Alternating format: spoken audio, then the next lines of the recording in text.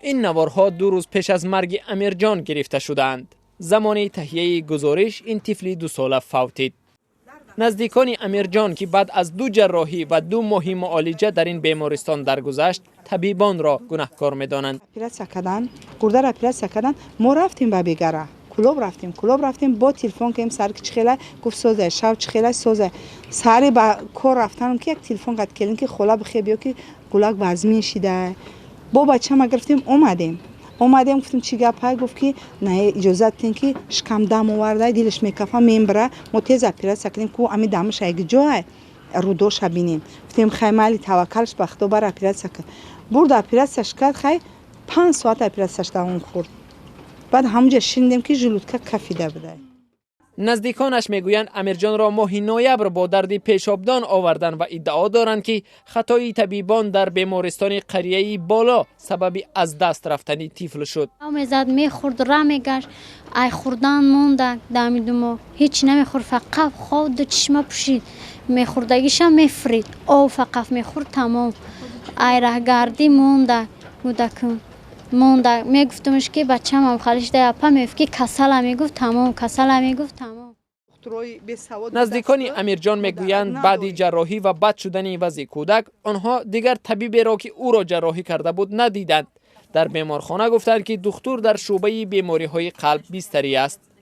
اما طبیبی که در روزهای آخرین زندگی امیرجان را طبابت میکرد گفت تشخیص معین کرده جراح درست است. معلوم شده است با چنین نقص قطعی که نقصی که پوزرنا پوچیچن رفلکس میگن، ابرند سسود میگن.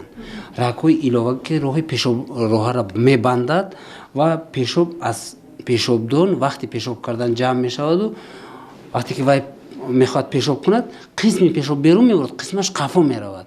در نتیجه در خانه طبابت کردگی، در جای استقامت طبابت کردی، داروهای پاراسیتامول، پاردیفین، نورافین، همه خیلی داروهای نستروید میگیم خوردگی و روده ها را کسل کردگی.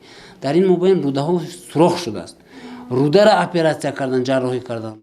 مسئولین وزارت تندرستی هم گفتند سبب مرگ و درستی یا نادرستی جراحی امیرجان را تنها خدمات نظارت عاید به تندرستی پس از تحقیق معین خواهد کرد.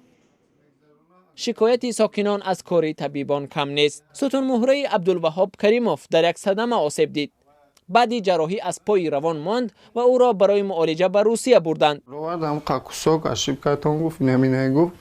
خواهیم پوز گوارده باید فیروت کنیم شما همین ورچه قربولای قطعی من زدراو اما نموندیم هم وقت اما کم نمونکی نروه عیبه آبروی تاجیکای پس نکنید دیگه دعوه.